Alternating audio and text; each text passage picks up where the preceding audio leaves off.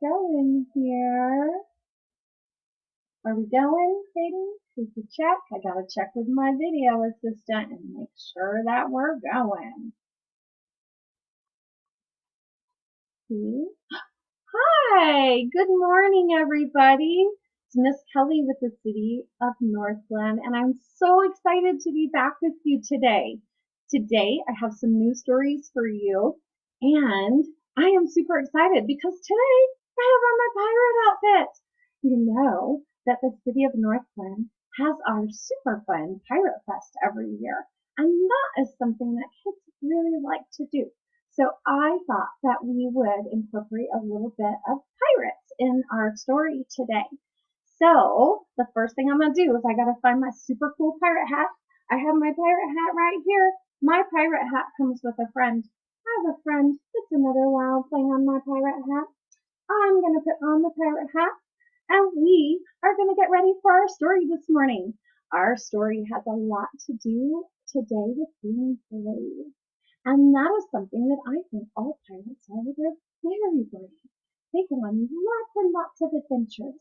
So I would like you to come with me on an adventure today. And we're going to talk a little bit about what it means to be brave. So our very first book we're going to read today is called There is an Alligator Under My Bed. And this is by Mercer Mayer, who does all of the stories and he makes the pictures too. Can you believe that? I just think that's amazing. So, to read our story with us today, I'm going to want you to put on your listening ears. I have a funny listening ear right here. I'm going to get my listening ear turned on while you get your listening ears turned on. This silly ear, isn't it? It's really, really big. I should be able to hear all of you today while we're doing this. I've got my listening ear. I'm ready to start my book. I have my friend with me this morning. He's going to be listening to our story too. So we've got our gator, we've got our book, and we are ready to go. There's an Alligator Under My Bed by Mercer Mayer. I'm going to read the story, and then I'm going to show you the picture. Oh, I think an alligator just popped out over here. Oh my goodness, we have another gator too. Where did that gator go? Come back out, little gator. Where are you? Oh, there he is. He's ready. Okay, here we go. There used to be an alligator under my bed. Hope you can see that. When it was time to go to sleep, I had to be there. He has a ramp, and he's going over the ramp to get into bed. That would be a silly way to go to bed every night. Let's turn the page. I hope some of my friends, Jackson and Rosie and Jameson and Robbie, and so many more of you are out there listening today. I have a special friend named Annalise who is having to be really brave right now because she's about to be a big sister. So she's getting her bravest face on right now. He made his ramp and he climbed up because he knew the alligator was under his bed. Oh my goodness! That alligator. Whenever I looked for the alligator, he hid or something. Where'd he go? So I would call out, Mom, Dad.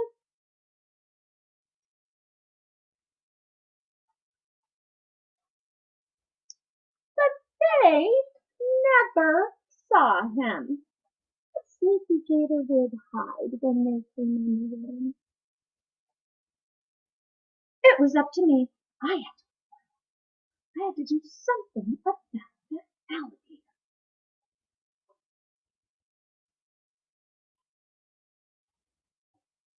Turn the page. He was very brave with me. So I went to the kitchen to get some alligator bait. I wonder what alligator bait looks like. I built a paper bag full of things that alligators like to eat. Bananas, carrots, all kinds of good stuff in here.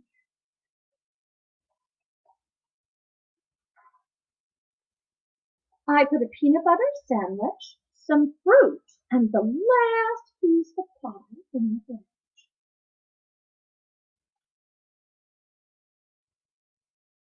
All ready. I put cookies down the hall, spreading them out. I left fresh vegetables on the stairs. Oh, no, alligators eat fresh vegetables.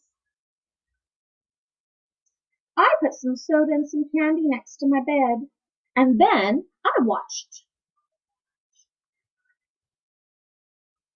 Sure enough, the alligator came out to get some.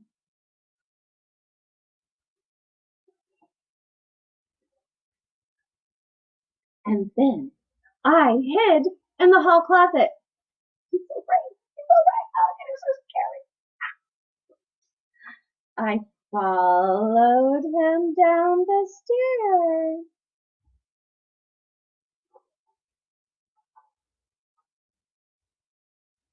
I followed him down the hall.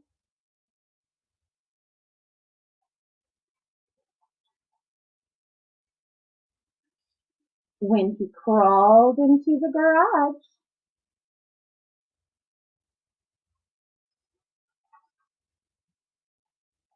I slammed the door and I locked it. He looked so proud. He was so brave. Then I went to bed and there was hardly any mess to clean up at all.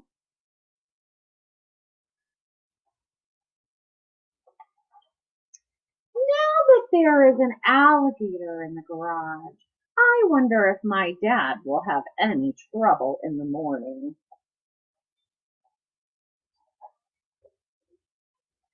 I would just leave him a note. What does this note say? Dear Dad, there's an alligator in the garage. We've got 2 gators. If you need help waking up, warning, be careful. Oh, that's so silly. That was the end of our story. The end of the story. He was so brave. He got that alligator into the garage and he slammed the door and he locked it. But now he has to be brave again, right? So he's a little person and he is going to be so big with his bravery. And sometimes it's hard for us, whether we're big or little, to be brave, right? We have a lot of feelings that we are dealing with all the time, right? We talked a little bit last week about how wild everything was and how wild we were feeling. And being brave is just one of those feelings that we might be having, right? So we're going to talk about a couple more feelings, but I want to check in my treasure chest to see if I have another book that we might be able to read with some help. So let me get my treasure chest out here. Things in it, they're just hanging out. Let's see. I'm going to open it up. I've got a book out of my treasure chest. And this book is called Wild Feelings. And we are going to have some help with our wild feelings from some of our friends that we have in our story today. This book is a scholastic book by David Milgram, and it is called Wild Feelings. And you know, we've already talked about we have our wild friends with us today, and we've all been wild at home. So let's find out what we can do with some of those wild feelings this morning. So once again, my friends, I'm going to read you the story, and then I'm going to show you the pictures, and then we'll see if we have any friends that we can say hi to while we do our story this morning. Here we go. We've got this little monkey. He's swinging through the trees. And we have a monkey right here. Good morning, monkey. Thanks for joining us.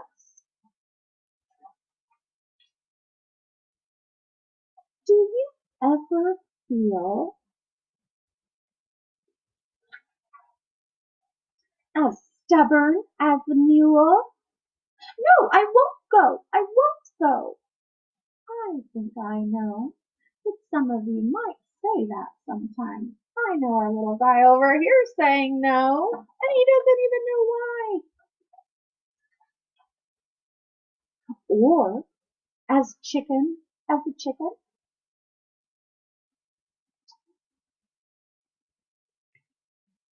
want to pet the nice dog, says the dog. And look at our chicken. Run, run, run, run far, far, far away. There he goes. How about as clumsy as an ox? Crash, boom, there he goes, right down onto the ground. You probably do. You probably know how it feels to feel this way, right? Right, ox?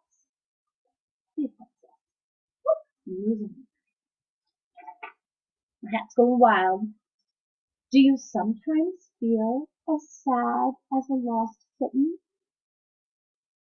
This poor sad kitten. Oh, and there's our kitty. Oh, kitty. How are you feeling? Oh, kitty. Oh, a little sad. Maybe a little pet will make her feel better. Or a small, teeny tiny.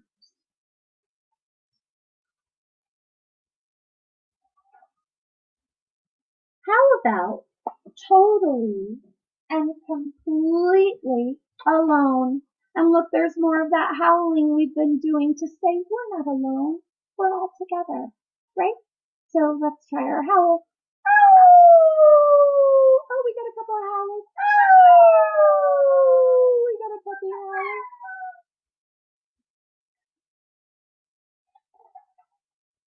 Or as daffy as a duck.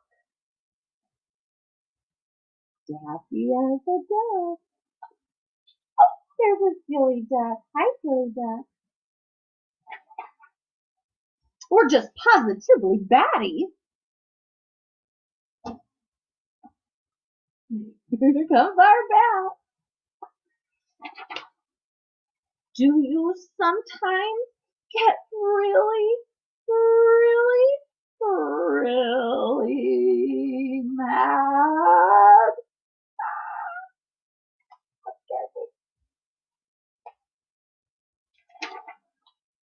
And feel totally out of control? And you don't know why? Look at how mad he is. This is my friend. My friend over here is out of control. He's so mad. Of course you do. You know how that feels, then. Everybody does.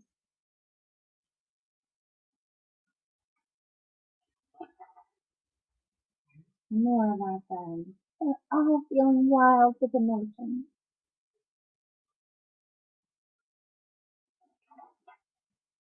It's only natural.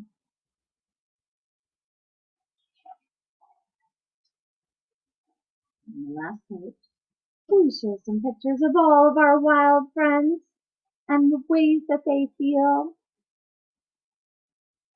Done with that story, and we're going to say thank you to all of our friends that helped us with our story today. And I want to tell any of you, oh, there's Chicken. Hi, Chicken. Chicken was feeling really wild this week too. Chicken wanted to fly the coop and wanted to go places and run amok. And Chicken had to make some other choices, right?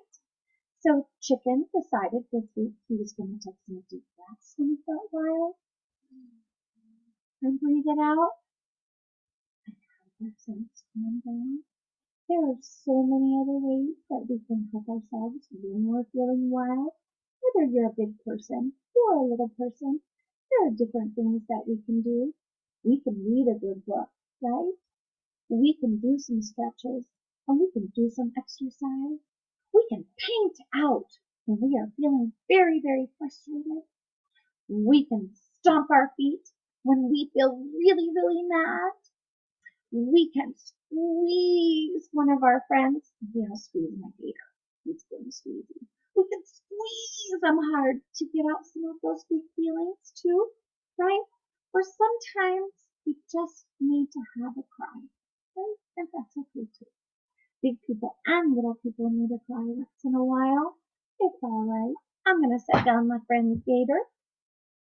I'm going to tell you about a couple of things that I'm hoping that you can do at home. So, like I said, I wore my pirate suit because I wanted to be adventurous today.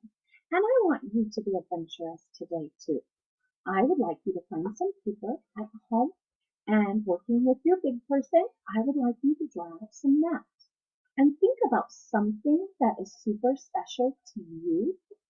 I have my friends, the octopuses, who I really like because I love octopuses. So I have a couple of my octopus friends here, and I feel like they are super special.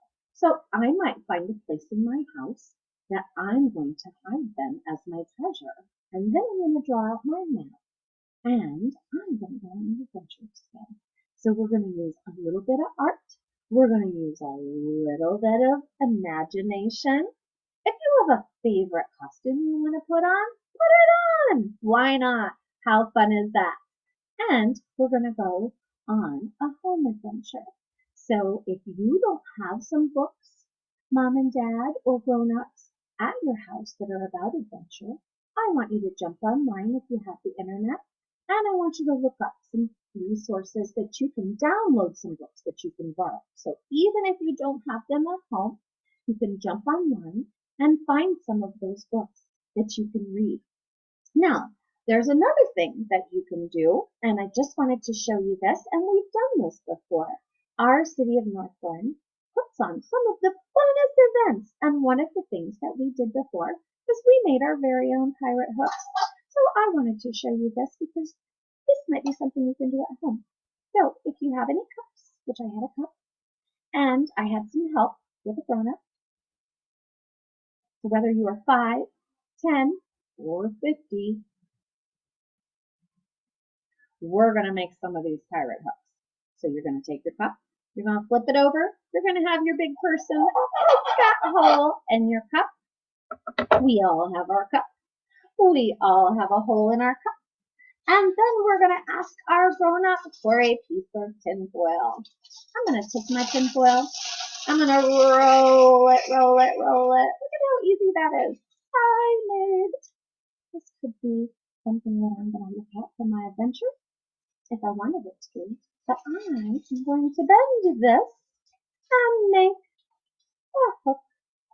And I'm going to put it inside of my cup. And I have this super cool, super fun pirate hook. And I want you to try out some of these things at home. And maybe when you come back the next time, you'll have some more ideas of some things that you can make. But until then, I want you to be a good friend. I want you to help out at home. I want you to go on some adventures. And when you are having some of these big, big feelings, I want you to find some things that help you feel better. And maybe that is asking for a hug. I, just like you guys, might need a hug once in a while. So I might say, oh, that makes me feel better. Thank you for giving me my hug. And this hug, oh, squeezy, squeezy, is from all of us at the City of Northland to all of you. And I can't wait to see you again next week and find out what kind of adventure we're going to go on then. Goodbye, everybody. I will see you soon.